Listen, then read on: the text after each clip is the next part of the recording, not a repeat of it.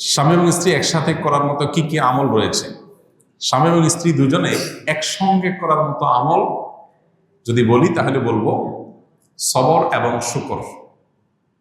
উভয়কেই সবর করতে হয়, উভয়কেই শুকর করতে হয়। জামাইটা যদি অমানুষ হয় বউ সবর করবে, আর বউটা যদি অমানুষ হয় জামাই সবর করবে। বউয়ের কিছু পেয়েছে ভালো, তাহলে জামাই শুকর আদায় করবে, আবার জামাইয়ের কিছু ভালো পাইছে বউয়ের শুকর আদায় করবে। উভয়ের জন্য কমন এবং মিউচুয়াল যে আমল আছে, যেটার মধ্য দিয়ে দাম্পত্য জীবন সুখী হতে পারে, সুখময় হতে পারে, সেটা হলো সবর এবং শুকর। এর বাইরে আরো বহু আমল আছে যে আমলগুলো স্বামী স্ত্রী একযোগে করতে পারেন। যেমন সন্তানদের লালন পালন ক্ষেত্রে দ্বীনি তারবিয়ত দেওয়া, আল্লাহ ভীরু মুত্তাকি মানুষ হিসেবে গড়ে তোলা, ইমানদার হিসাবে গড়ে তোলা। এক্ষেত্রে স্বামী এবং স্ত্রীর উভয়ের একযোগে চেষ্টা করার ব্যাপার আছে। উপার্জন হালাল হওয়ার ক্ষেত্রে স্বামী স্ত্রী উভয়ের একযোগে আমল করার ব্যাপার আছে। স্ত্রী যেরকম তার স্বামীকে ডেডলাইন দিয়ে দিবে যে হালালের মধ্যে থাকতে হবে, এর বাইরে যেতে পারবে না, স্বামীও একই সাথে স্ত্রীকে বলবে এবং দায়িত্ব নিবে যে হালালের বাইরে তার পরিবারকে উপার্জন তিনি করে দিবেন না। এই জায়গাটাতে উভয়কে একযোগে কাজ করতে হবে। তাহলে পরিবারের সন্তানদের লালন পালন, দ্বীনি তারবিয়ত দেওয়া, হালাল উপার্জন, আল্লাহ যা হালাল দেন সেটা পরিমাণে কম হলে আমরা তুষ্ট থাকবো, অন্যদের সাথে নিজেদেরকে কম্পেয়ার করব না, এইসব বিষয়গুলোতে। এবং যদি নিজের জীবন সঙ্গীর জীবনে ভালো কিছু পাওয়া যায়, মুখে স্বীকার করতে হবে, তাকে থ্যাঙ্কস দিতে হবে, কৃতজ্ঞতা জানাতে হবে, তাহলে আল্লাহ খুশি হবে। শুধু মনে মনে শুকর আদায় করলে হবে না। অনেক স্বামী আছে স্ত্রীর ভালো গুণ দেখে মনে মনে আলহামদুলিল্লাহ বলে, আল্লাহকে শুকরিয়া জানায়, কিন্তু বউর কাছে কিছু বলে না, বলে দৌড়ের উপর রাখে সবসময়। অনেকে মনে করে যে দৌড়ের উপর রাখলে মহিলা মানুষ সোজা থাকবে, প্রশংসা করলে মাথায় উঠবে, এরকম চিন্তা অনেকে করে। এটা ভুল। মানুষের ভালো কাজের স্বীকৃতি পেলে মানুষ আরো ভালো কাজ করতে উদ্বুদ্ধ হয়, আর আল্লাহ তাআলা সেটাই নির্দেশ আমাদেরকে করেছেন। নবী সাল্লাল্লাহু আলাইহি ওয়াসাল্লাম বলেছেন, মাল্লাম ইয়াশকুরিন্নাস লাম ইয়াশকুরিল্লাহ। যে ব্যক্তি মানুষের ভালো কিছু দেখার পর তার শুকরিয়া জানায় না, মানুষকে যে শুকরিয়া জানায় না, সে আল্লাহকে আলহামদুলিল্লাহ বললেও সেটা শুকরিয়া হয় না। এই জন্য শুধু আল্লাহকে আলহামদুলিল্লাহ বললে হবে না, মানুষকেও স্বীকৃতি দিতে হবে। এটা স্ত্রীর বেলায় প্রযোজ্য, স্বামীর বেলায় প্রযোজ্য। অনেক মহিলা আছে অন্যান্য মহিলাদের সাথে গল্প বলার সময় নিজের স্বামীর অনেক তারিফ করে, যে ভাই, আফা বা ভাবি, আমার বাচ্চার বাবার মতো ভালো মানুষ হয় না। আর আমি মুখ দিয়ে বলার আগে সব হাজির করে, বাইরে আরেকজনের কাছে চাপাবাজি করতে বেশ ভালোই লাগে, কিন্তু স্বামীর সবসময় দৌড়ের উপর রাখবে, তার সামনে তার কোনো স্বীকৃতি দিবে না। এই রোগ আছে অনেক মহিলার মধ্যে।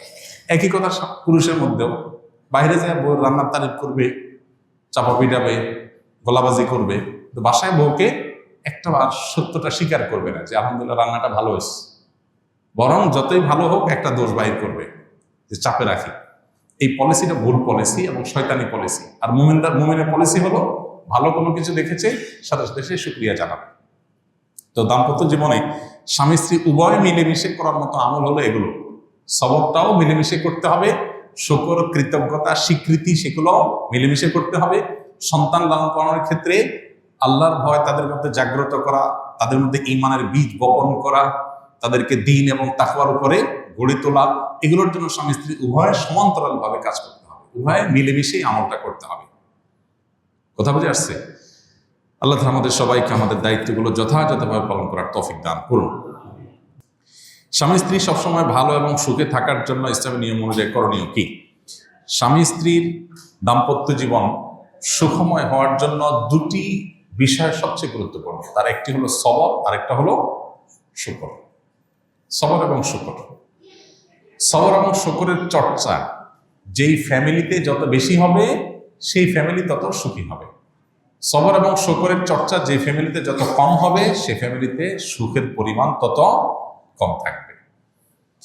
আল্লাহ রাব্বুল আলামিন দুটি মানুষকে দুটি মন দিয়েছেন, দুটি শরীর দিয়েছেন। দুই মন সব সময় এক হবে না, দুইজনের চাহিদা সব সময় এক হবে না, দুজনের চিন্তাধারা সব সময় এক হবে না। MBTI এর যে কোর্স আছে সেটা যদি কেউ করে থাকেন, তাহলে মানুষের যে বিভিন্ন প্রোফাইল আছে, কেউ এক্সট্রোভার্ট, কেউ ইন্ট্রোভার্ট, বিভিন্ন রকমের আল্লাহ সুবহানাহু ওয়া তাআলা প্রোফাইল দিয়ে মানুষকে তৈরি করেছেন, সবাই একরকম নয়। এই কারণে স্বামী ও স্ত্রী উভয়কে এটা মাথায় রাখতে হবে যে আমার জীবন সঙ্গী বা জীবন সঙ্গিনী, তার সাথে অনেক বিষয়ে আমার ভিন্ন মত তৈরি হবে। আমি যেটাকে অনেক গুরুত্বপূর্ণ মনে করব, তার কাছে এটা গুরুত্বপূর্ণ নাও মনে হতে পারে। বিধায় এক্ষেত্রে তাকে কনভিন্স করে নেওয়ার আগ পর্যন্ত সবর করতে হবে। একজন স্ত্রী তিনি তার স্বামীকে তার অভিভাবক মনে করবেন। অভিভাবকের নির্দেশকে আল্লাহ এবং তার রাসূলের নির্দেশের সাথে সাংঘর্ষিক না হলে যথাসম্ভব সেটাকে মেনে চলার চেষ্টা করবেন।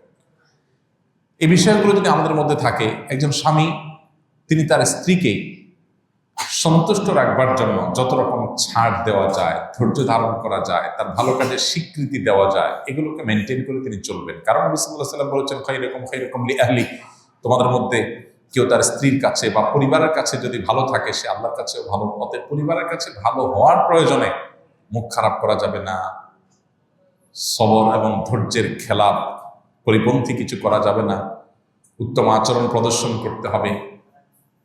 যেটুকু পাইনি সেজন্য সবর করতে হবে, যেটুকু পেয়েছি তার জন্য শুকর আদায় করতে হবে। শুকর আল্লাহর কাছেও করতে হবে, বান্দার কাছেও করতে হবে। অর্থাৎ জীবনসঙ্গীকেও জানাতে হবে যে হ্যাঁ, তোমার এই জিনিসটাতে আমার খুব ভালো লাগে। কৃতজ্ঞতা জানাতে হবে, প্রকাশ করতে হবে। মান লাম ইয়াশকুরিন নাস লাম ইয়াশকুরিল্লাহ। বান্দারও কৃতজ্ঞতা আদায় করতে হবে, আল্লাহরও কৃতজ্ঞতা আদায় করতে হবে। এগুলোর মধ্য দিয়ে একটা সুখী পরিবার গড়ে ওঠে। আজ দ্বীনি দিকটা আমাদের দুর্বল হয়ে যাওয়ার কারণে আমাদের দাম্পত্য সম্পর্কগুলো সব ঠুনকো এবং দুর্বল হয়ে গেছে। আল্লাহ তাআলা আমাদেরকে সুখী দাম্পত্য জীবন নসিব করুন।